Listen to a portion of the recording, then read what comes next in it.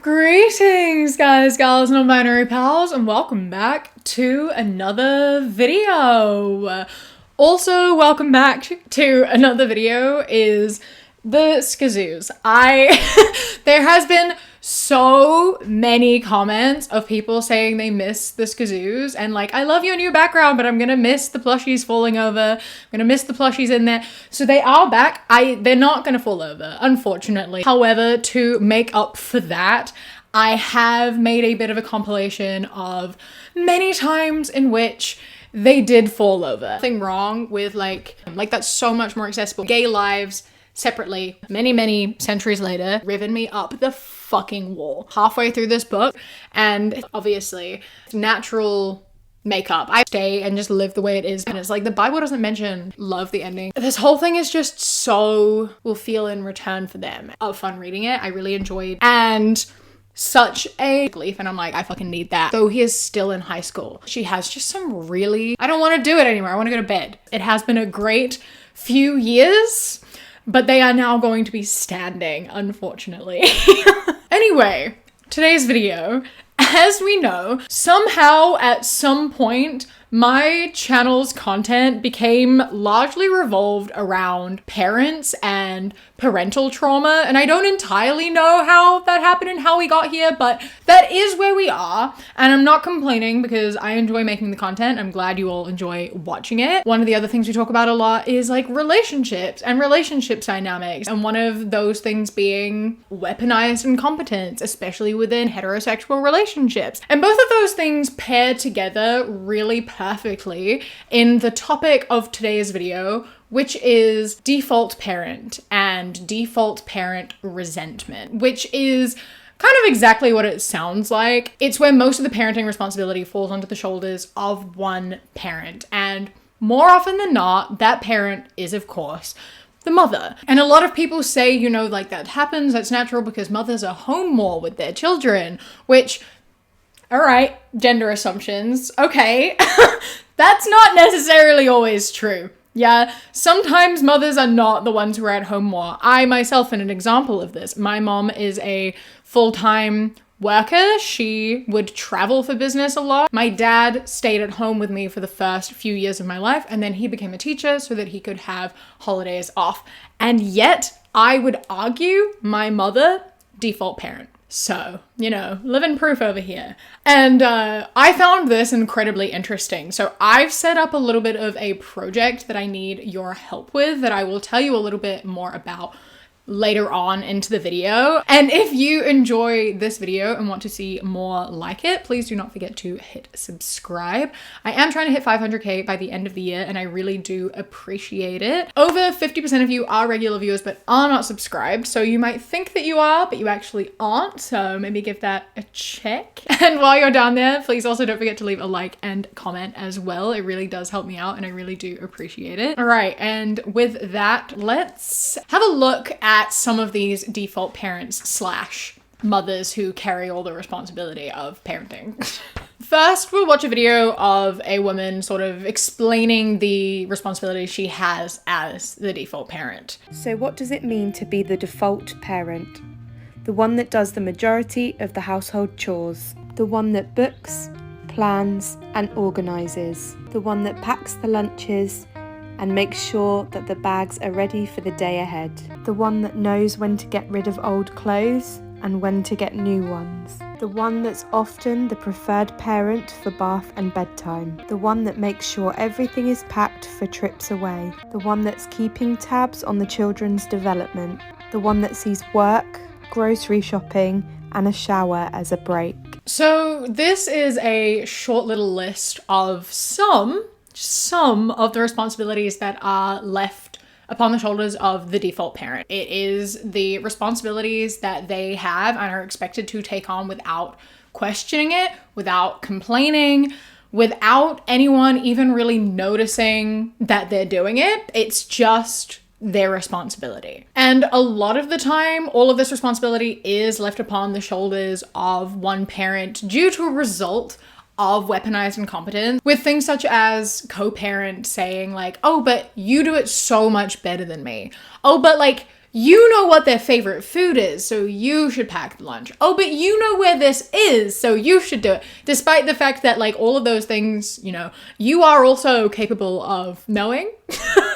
Despite, you know, all of those things are not things that you inherently know how to do. They are things that you learn how to do. So it's like, you know, mother is left to go grocery shopping because she is the one who is packing the lunches. So obviously she knows what's missing in order to know what to buy to put in the lunches. So it makes sense that she goes and does the grocery shopping because she knows what food they need to eat and that's her job. And it's like, okay, but you could also know what food you need if you just also helped out on those tasks. Or maybe if she like was in charge of the lunches and then wrote a list and then you just took the list and went and did it. So I don't know where all the things are kept. You can learn. She also didn't know where all the things are kept. This always bothers me, right? You always see people say like, oh, my husband went grocery shopping and he kept calling me, asking me where things are kept.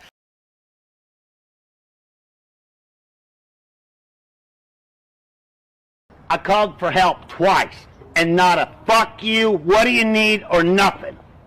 We aren't born with a map of a supermarket in our heads. We have to go and figure it out too. When I go into a supermarket for the first time, I'm in there for so long trying to figure out where everything is because I'm going up and down the aisles. Even when I've gone to a supermarket a bunch of times, I can't remember shit.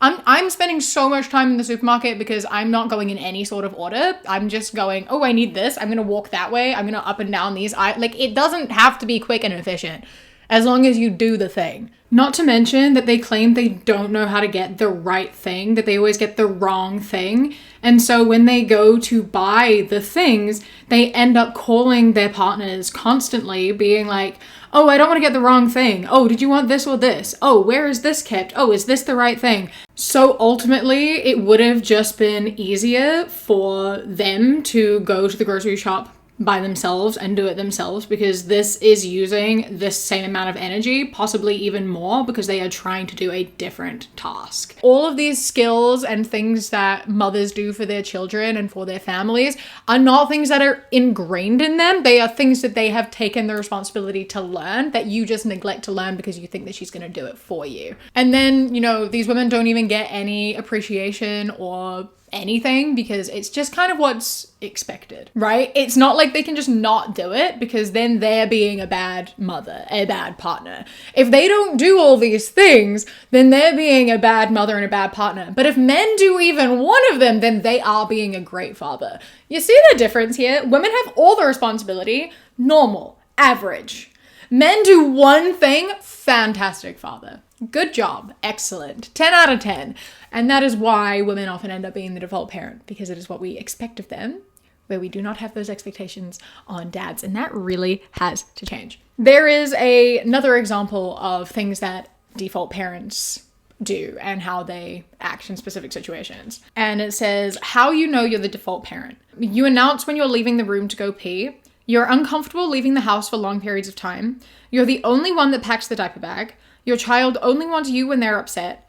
You carry the mental load of doctor, dentist, hair appointments, playdates, extracurricular activities, and school correspondence. It's so frustrating. The one that's the most frustrating are the first two, right? Especially the announcing the room when you have to pee thing, because this is something you see all the time. You see it so often, and I think it's so ingrained in people that they don't even think about the fact that it's something that's happening. If mom and dad are both home with the kids and one of them needs to pee, dad is just gonna get up and go pee and not think about it at all because the kids will be fine. They're gonna be looked after. That's what she always does. Whereas if she needs to pee, she is going to be like, oh, I'm gonna go pee. Can you look after the kids? Can you keep an eye on them? Because there's that fear that if she doesn't ask him and tell him specifically, explicitly, please look after the kids while I'm gone, he's just not gonna do it. And then be like, oh, but you didn't ask. You didn't ask. Because apparently they don't know how to use their initiative at all. You have to spell things out for them. Otherwise, somehow you are at fault. Last night, I went to bed at like 10. I asked him, hey, can you please clean the bottles, right? And he did. He cleaned the bottles. They're right there. He also did not put dinner away. So there's that. He was in charge of dinner last night, and he just ordered us food. I can't do that because I'm not allowed to do that. But anyway, he left dishes in the sink. because I didn't ask him to do that either. So if I were to ask, oh, and he left a pan over there. So if I were to ask him, hey, I thought I asked you to pick up the kitchen last night. Oh, well, you only told me to clean the bottles, and I did clean the bottles. You didn't tell me to put the food away, and you didn't tell me to clean up the rest of it. That's weaponized incompetence. And far too often in these instances do men do that. They do weaponize that incompetence. It is that thing of like, well, that'll teach her to leave me alone. That'll teach her to do things without telling me and asking me first. I've got to make it known that she has to spell everything out to me. And I am aware that I'm using gendered language when I came into this not using it. But I don't particularly care. We know the way that it goes most of the time, all right? The gender pronouns being different is the exception, not the rule, right? And speaking about this weaponized incompetence thing of like, you have to spell everything out to them and they don't know how to use their initiative or be just, you know, an adult capable of managing themselves and parents capable of looking after their own children. You have this mother talking about a morning that she is having. My husband went out last night for a work function. I put both the kids in my bed. We were both sick. They were coughing on either side of me through the night. My daughter wet the bed, which she doesn't normally do, but she had an accident. I stripped the bed through the night, didn't get much sleep. Thankfully, the kids have woken up not too bad today. I'm not really functioning well this morning. And my husband's just run off to go to work, and God bless him, he was asking me, okay, what else do you need help with before I go? I'm getting ready for work, even though I look like an absolute disgusting slob. I'm like, thank you, but could you please, for God's sake, just go downstairs and have a little look for yourself, because I cannot think properly. Just see what possibly I might need help with and do it. I cannot think for you today. I cannot think, okay, what do I need to get done? I need you to go and figure it out for yourself to help me, please. Like, I had just grabbed my tampon and was going to clear my ears with it. I am not thinking straight today. Please just go downstairs and look for yourself. Thank you. The most frustrating and telling part of this interaction that I think is so ingrained that most people wouldn't even really recognize it and see it as an issue is the fact that he asked, what can I do to help you? And the issue with this is that it's his house too. They are his kids too. You shouldn't have to ask your partner and co-parent, what can I do to help you? Because all that's doing is enforcing the fact that all of these tasks, all of this responsibility is hers. And you doing anything is you doing a favor. It's you helping her. It's not you doing things that you should just be doing. It's not you doing your fair share of the work. It is you being like, I'm taking some of your responsibility off your shoulders. You are so welcome. When you should just be doing that. This is not you helping her. This is you being a parent and a partner and doing your share. This isn't you taking a load off of her shoulders. This is doing what you should always be doing, right? And like the wording of this and the way it so often is like, oh, what can I do to help you? Makes everyone be like, wow, you're so kind.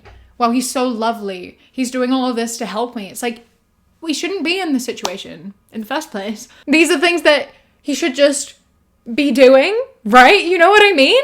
Like, especially in this instance, obviously she's getting ready for work. It's not like she's a stay-at-home mom. She's also working. So like, why does all of this still fall onto her? And why is it doing her a favor if he's just doing things that have to be done? And you have men in the comments being like, oh, well, you know, sorry that he asked you if you wanted help and asked you specifically what to do. And it's like, it's good to ask what people need. Yeah, that is important. However, in some instances, such as this one, that's not actually very helpful because you should know, right? You can see what needs to be done. If the dishes are dirty and in the sink, just do them. If the laundry needs to be folded, just do it.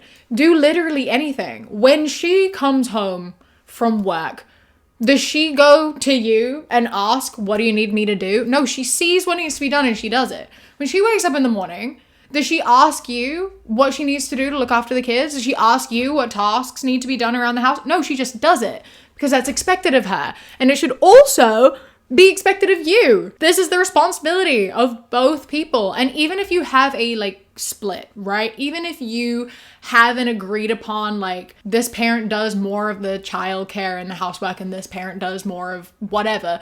If there is an instance in which, you know, someone is obviously overwhelmed and like not thinking, you can still use your initiative to take over some of those tasks if you have the capacity to do so. And you don't need to ask, you can just do it. And it'll be so much more appreciated because, as she said, she does not have the brain load to tell you what to do. You are an adult. Figure it out. When I say, you know, figure it out and do what needs to be done, I do not mean going outside and mowing the lawn. As these men are wont to do. Like, so often, when you don't specify, because these men are fucking children and they like to weaponize their incompetence and have you be a single mother to your own children and them, they will just go and do the most ridiculous, unnecessary task, like mowing the lawn or like changing the oil of their car or something, and then be like, well, you didn't specify, so I just did this one instead. Here is someone who is speaking about this exact thing on a podcast that explains why this is. You know what's hard? Taking care of kids. Little kids. You know what's not hard?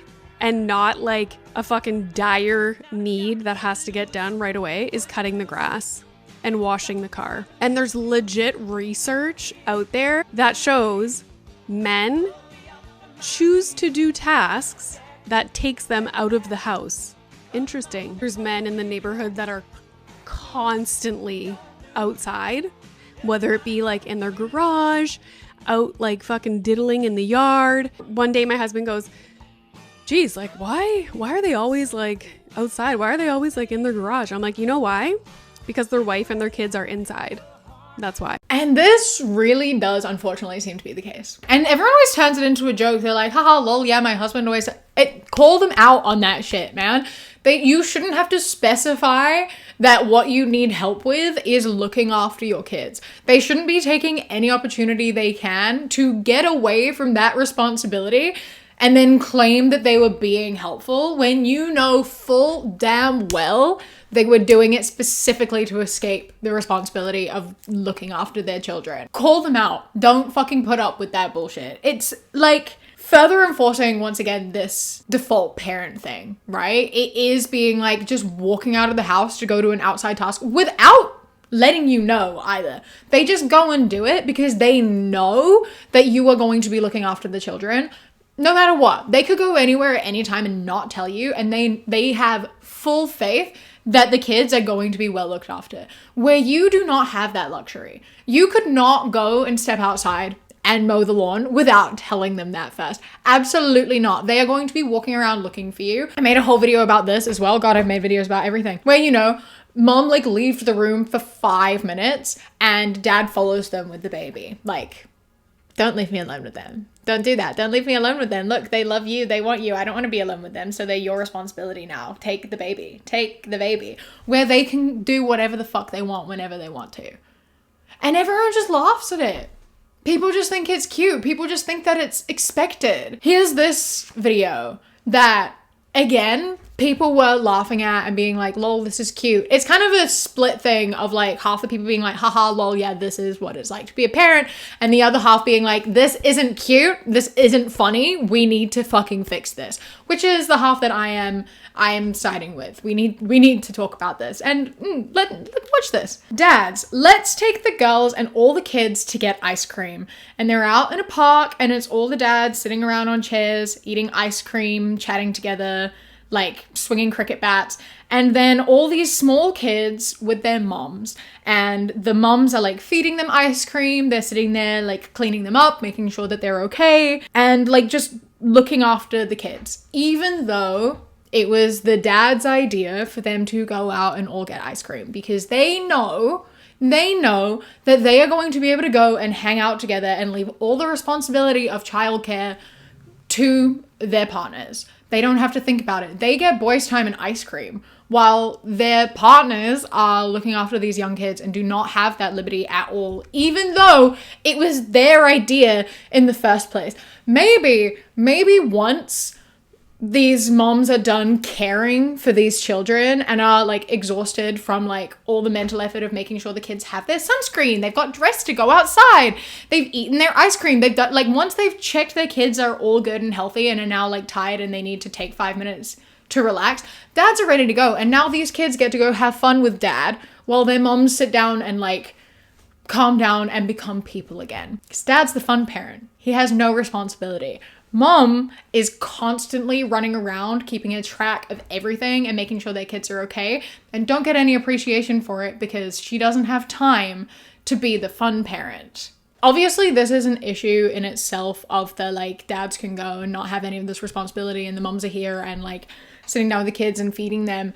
It's not even that, you know, obviously sitting down and feeding your kids ice cream and just like wiping their mouths isn't like a massive task, right? That seems like a pretty basic task, but that's so diminishing to look at it as just one small task when it actually is a mountain. That is the tip of the iceberg. All of the mental load that comes with just that one small task is massive. And this one mom, she makes a lot of TikToks about this subject. She has a couple videos about this. And there's one in particular that I think does a really good job explaining this using the example of packing lunches. Making lunch for your kids is not the mental load, but you want to know what is the mental load? It's knowing that this child, she likes sun butter, but this one, cream cheese. It's knowing that your older kid has pizza day on Thursday, but they have pizza day on Friday. And these kids, they need cash. The other kids, you have to load it on an app. It is knowing that this is the last grape that I have, and so I have to add grapes to the grocery list. It's knowing that in her classroom, the grapes have to be cut, but in hers, they don't, but we're gonna cut them anyways because, you know, it's a choking hazard. It's knowing whether or not you have food in the fridge to make them that they want. It's adding it to the grocery list. It's keeping track of what they like and don't like. It's knowing that when this comes home today, did they eat it or did they not eat it? Are they not actually eating grapes anymore, or are they eating grapes? It is knowing all of the things that you have to do to make the lunch. And so often when we talk about the mental load, people say you're overcomplicating things. But you know what? It's actually important to make lunches that your kids are going to eat. It's important to know what they like. It's important to pay attention to the lunch schedule at school. It's important to know whether or not you've paid for pizza day, because otherwise you're going to owe them money next week and somebody's got to bring the money. It is knowing all of these things. That is the mental load. It's not the actual task of doing it. It's knowing all of this information, remembering all of this information, keeping track of all of this information. The mental load is not the physical task of doing something, because making lunch is not that much work. It's remembering and knowing and doing all of the things and keeping that running list in your brain all of the time to make sure that you know what you need in order to make your kids' lunches. And I think this sums it up really nicely, right? And like what I said before, it's not just about, you know, taking your kids out for ice cream and having a good day. It's knowing where all their clothes are. It's knowing if they're clean. It's getting the sunscreen. It's doing this. It's doing that. It's like a really long checklist of things in order to be prepared to do the one thing that seems really easy. Packing school lunches seems incredibly easy, but you do have to have all of this knowledge going into it. And quite often, that does only fall onto one parent. One of the parents does not know all of this information because it doesn't impact them, because they don't make the lunches. They don't do the grocery shopping. It doesn't matter to them what their kids do and don't like, because they're not the ones who are cooking. They're not the ones who are making the lunches. They don't have to keep that running in their heads. They don't need to be paying attention to what changes, what the allergies are in class. Like, none of that impacts their life at all. So their mind is just completely free. And they're just like, it's just lunch. Why are you so stressed? It's just packing a lunch. It's not that difficult. Then do it and see how your kids respond to it. And it's like, okay, going out for ice cream, great. If mom steps back and doesn't do anything at all, how is that gonna go?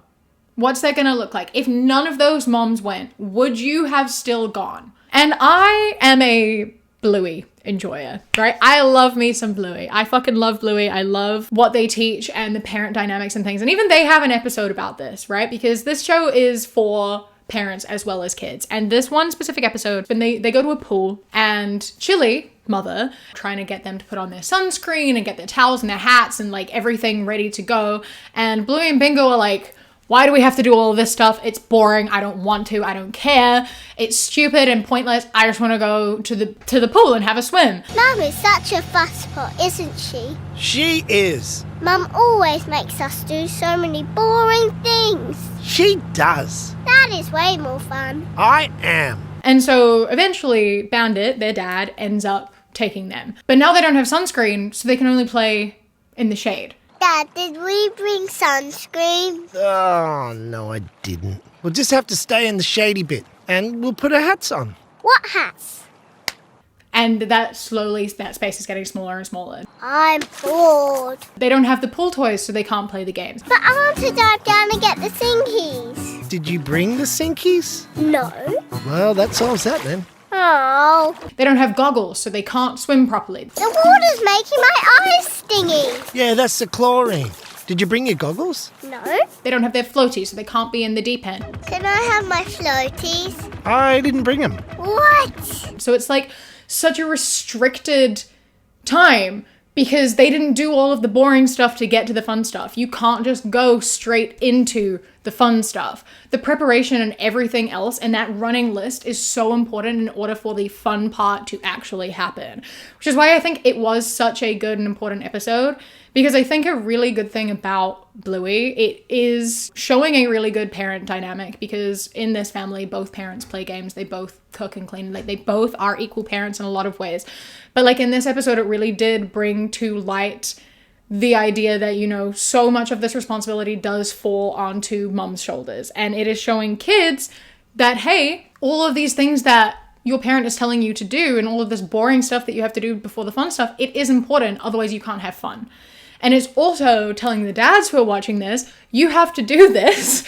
It's very important. Look at all these things your partner is doing in order to allow your kids to have fun that you are not participating in. So it's a bit of a call out to everyone. It's like showing that appreciation for moms. It is showing dads that they have to do better and try harder and they are not doing enough. And it is showing kids that what mom is doing that may seem boring is important.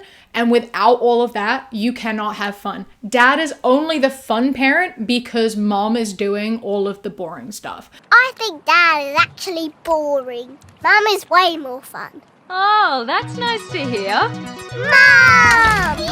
So boring things are important sometimes then?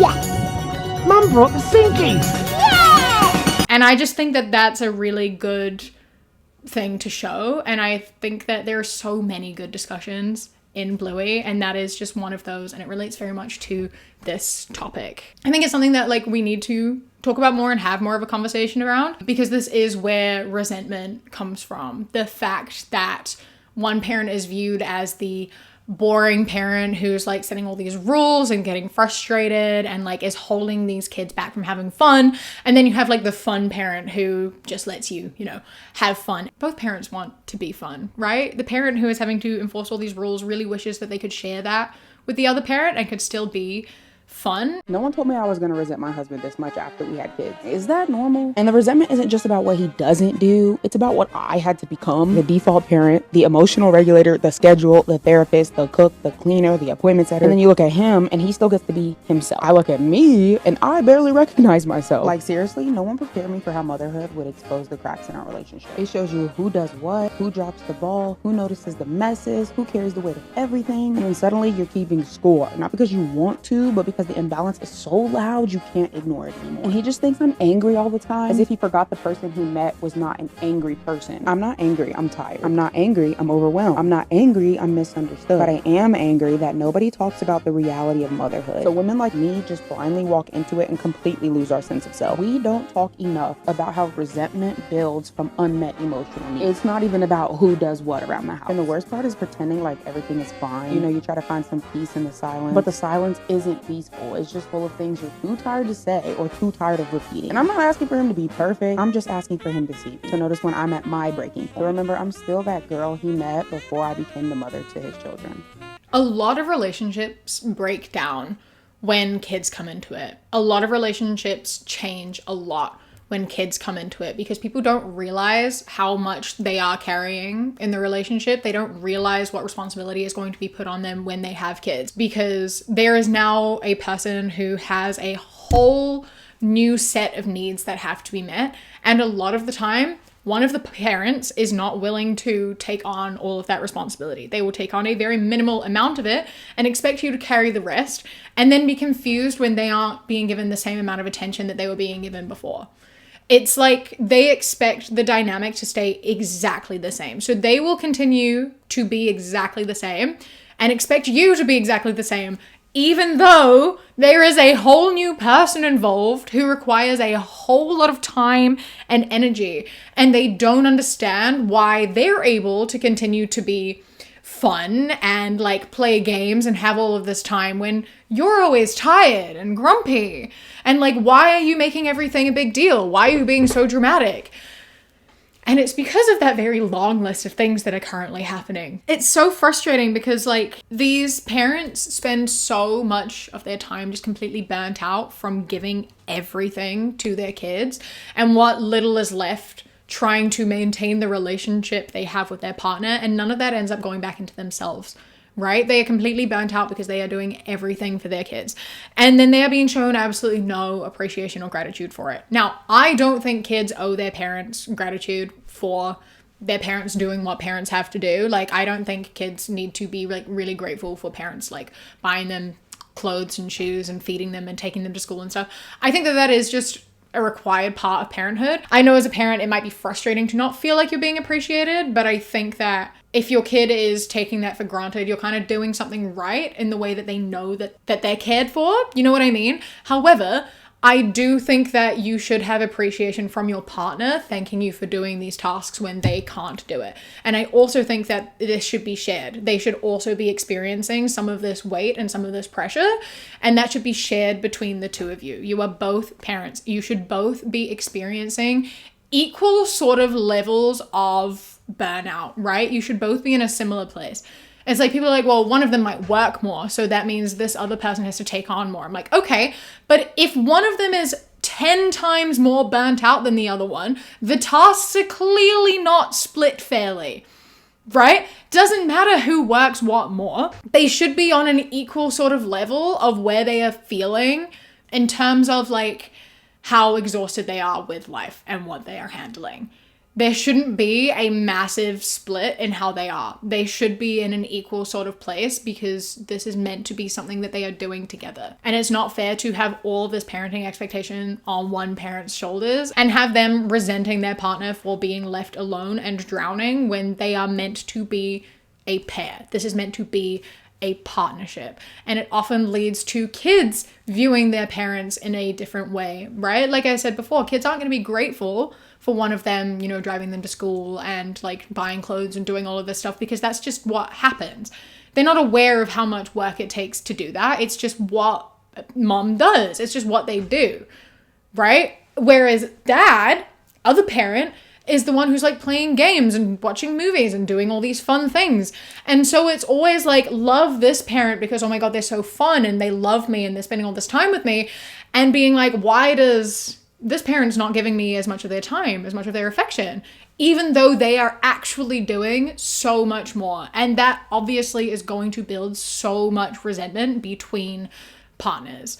And it's got to be so hard to watch happen. This is what someone said about it. I lied. Put your clothes back on. We're going to talk about how many people resent their moms for being a bad mom while romanticizing their dad that did fuck all without realizing their mom probably wouldn't have had such a witch, checked out, critical, high-strung, overwhelmed if their dad would have taken a modicum of responsibility for parenting instead of leaving the entire weight to their mother to crush her until she was incapable of being a patient, attuned parent. I think that that's a really fair statement to make. I think that this is something that happens so much where, you know, so much weight is put onto the shoulders of mother and, you know, she has to be strict and set all these rules and she can get frustrated and angry, and kids go to dad for support and they see dad as someone who gives them affection and love and he's there, and like mom is just always being mean and cranky.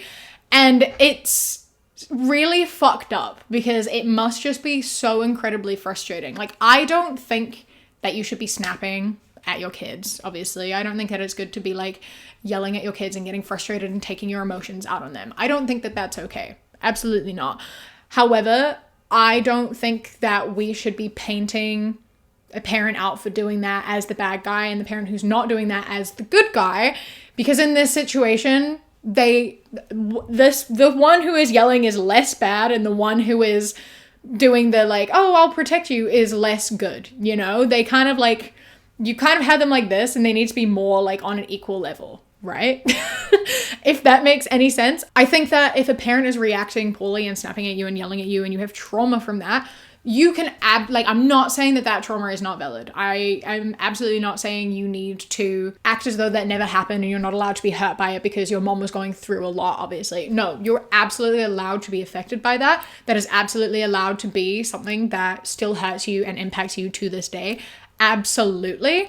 But I just am also saying that you can have that and understand where she was coming from. And also you can have that and then look at the actions of your father or your other parent and see that actually a lot of this was also their fault and they are not the good guy in the situation. They just played the hero. It's much more neutral than you feel it is. And I think that that's something that adulthood does a lot. When you like separate yourself from your childhood and from your upbringing, you're able to reflect on the actions of your parents a lot more and sort of dissect and see where they were coming from and what led them to these specific things. I don't think that undoes trauma, absolutely not. But I think understanding your trauma and like where it was coming from, I think is a really helpful tool. And I think that it's something that we should all really reflect on and then be aware of going forwards in our sort of own relationships and the way we move through life in order to stop this cycle from happening, right? I think that we need to be aware of what our parents' triggers were, of how they were acting and why they were acting and like what things were said and how they were said, etc. And just like